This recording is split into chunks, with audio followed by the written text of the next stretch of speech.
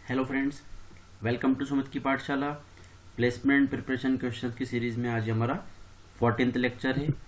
आज का first question है, यहाँ पर हमारे पास एक स्ट्रिंग है str1 जिसमें हमारे पास एक स्ट्रिंग है डील्स, एक स्ट्रिंग है str2 जिसको हमने इनिशियलाइज नहीं किया, और एक स्ट्रिंग है हमारे पास str3 जिसमें हमारे पास एक स्ट्रिंग है डेफो। अब यहाँ पे i इक्वल्स टू आपको एक इक्वेशन दी हुई है, डिफरेंट स्ट्रिंग के फंक्शंस यूज किए गए हैं। हमें यह सॉल्व करके बताना है कि at the end of this code i की वैल्यू क्या होगी। आप इस i इक्वल्स टू जो भी आपको एक्सप्रेशन दिया हुआ है इसको अगर आप ध्यान से देखें तो strcmp एक फंक्शन है, उसके अंदर strcat एक फंक्शन है, उसके अंदर एक और फंक्शन है strcpy। तो जो अंदर वाला फंक्शन है strcpy सबसे पहले ये सॉल्व होगा।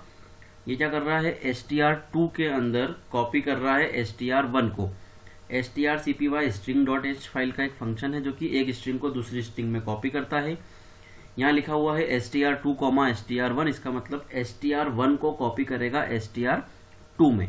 तो str1 में क्या है हमारे पास, डील्स, जो कि str2 में कॉपी हो जाएगा। अब जब कॉपी हो जाएगा तो उसके बाद आउटपुट क्या मिलेगा, डील्स। उसके बाद हमारा नेक्स्ट फंक्शन है strcat, इसको दो पैरामीटर मिल रहे हैं str3, डील्स। strcat क्या करता है, दो स्ट्रिंग को कॉन्केटनेट करता है। कॉन्केटनेट कैसे करेगा, str3 पहले होगा, उसके आगे कॉन्केटनेट कर देगा कॉमा के बाद जो भी स्ट्रिंग है हमारी, और वो स्ट्रिंग हमारी इस क्वेश्चन में है डील्स। str3 में क्या है, डेफो, तो पहली स्ट्रिंग है डेफो कॉमा सेकेंड स्ट्रिंग है डील्स, इन दोनों को कॉन्केटनेट कर देगा तो बनेगा डेफो डील्स। तो strcat जो फंक्शन है वो इन दोनों को कॉन्केटनेट करके एक न्यू स्ट्रिंग बना देगा डेफो डील्स। अब लास्ट हमारा फंक्शन बचता है strcmp, इसको फर्स्ट आर्ग्यूमेंट मिल रहा है डेफो डील्स, और उसके बाद सेकेंड आर्ग्यूमेंट मिल रहा है कॉमा के बाद अगेन डेफो डील्स। मैंने प्रीवियस वीडियो में भी आपको बताया था strcmp एक फंक्शन है जो कि दो स्ट्रिंग को कंपेयर करता है, और अगर वो दोनों ही स्ट्रिंग आइडेंटिकल है मतलब सेम है तो उस केस में ये फंक्शन रिटर्न करता है 0। यहाँ पर हमारी फर्स्ट स्ट्रिंग है डेफोडिल्स एंड सेकेंड स्ट्रिंग भी हमारी है डेफोडिल्स, ये दोनों ही स्ट्रिंग सेम है, आइडेंटिकल है, इसलिए यहाँ पर strcmp फंक्शन रिटर्न करेगा 0 जो कि i के अंदर आके स्टोर होगा। और अगर हम i की वैल्यू प्रिंट करना चाह रहे हैं या i की वैल्यू चेक करना चाह रहे हैं तो वो होगी 0। That's why option A is correct. आप देख सकते हैं यहाँ पर ऑप्शन ए आपका करेक्ट है। नेक्स्ट क्वेश्चन है आपका, what is the output of the following C program. यहाँ पर एक एरे है जिसकी साइज है 2x3, मीन्स 2 रोज होंगी एंड 3 कॉलम्स होंगे। 2x3 अगर मैं करता हूँ तो टोटल 6 एलिमेंट इस 2D एरे में होने चाहिए, लेकिन यहाँ पर हमने एलिमेंट जो इनिशियलाइज किए हैं वो सिर्फ 4 इनिशियलाइज किए हैं, 1 2 3 4। जब भी कभी आप कैपेसिटी से लेस एलिमेंट इनिशियलाइज करते हैं तो रिमेनिंग पोजिशंस पे 0 जाके इंसर्ट होता है। तो जो लास्ट की 2 पोजीशंस हैं वहां पर 2 0 जाके इंसर्ट होंगे, और स्टार्टिंग 4 पोजीशंस पे 1 2 3 4 जाके इंसर्ट होगा। देन हमने दो वेरिएबल लिए i एंड j जिनको 0 से इनिशियलाइज किया। देन हमने यहाँ पर एक नेस्टेड फॉर लूप का कॉन्सेप्ट यूज किया है। आउटर फॉर लूप रो के लिए होता है जो कि आपका रन हो रहा है i की वैल्यू 0 से लेके 1 तक क्योंकि लेस देन 2 है, और इनर लूप जो है वो आपकी j की वैल्यू 2 से लेके 0 तक।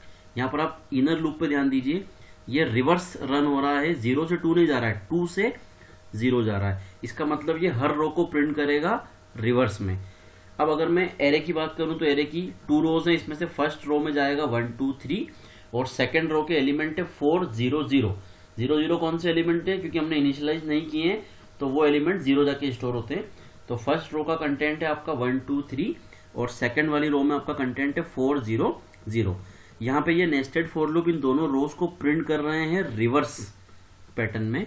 तो फर्स्ट वाली रो का कंटेंट है 1 2 3, तो वो प्रिंट होगा 3 2 1, और सेकंड रो का कंटेंट है 4 0 0, तो वो प्रिंट होगा 0 0 4।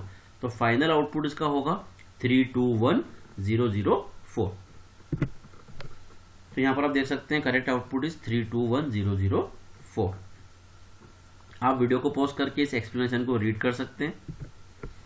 नेक्स्ट क्वेश्चन है हमारा, जहां पर एक कैरेक्टर एरे है a जिसमें मैंने कोई भी कैरेक्टर मेंशन नहीं किया, मतलब एम्प्टी स्ट्रिंग से इसको इनिशियलाइज किया है। उसके बाद इफ में कंडीशन के प्लेस पे हमने printf लिखा है, printf %s a। अब देखिए यहाँ पर क्या होगा, जैसे ही कंपाइलर इफ के अंदर जाएगा कंडीशन को चेक करने तो वहां पर उसको कंडीशन के प्लेस पे printf मिलेगा। प्रिंटफ मिलते ही कंपाइलर क्या करता है, जो भी प्रिंट करने के लिए कहा गया है उसको प्रिंट करता है। यहाँ पर ए स्ट्रिंग को प्रिंट करने की कोशिश की गई है, चूंकि ए आपकी एम्प्टी स्ट्रिंग है तो कुछ भी प्रिंट नहीं होगा।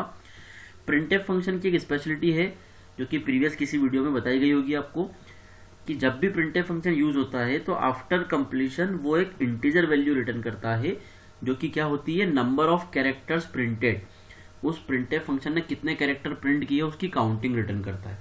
अब यहाँ पर हम प्रिंट कर रहे हैं हमारे एरे ए को, जिसमें एक भी कैरेक्टर नहीं है, मतलब नंबर ऑफ कैरेक्टर्स कितने, 0। तो प्रिंटफ फंक्शन एम्प्टी स्ट्रिंग को प्रिंट करने के बाद क्या रिटर्न करेगा, 0 रिटर्न करेगा। तो इफ में कंडीशन के प्लेस पे आपके पास क्या आ जाएगा, 0। एंड जैसा कि आप जानते हैं प्रोग्रामिंग में 0 का मतलब क्या होता है, फॉल्स।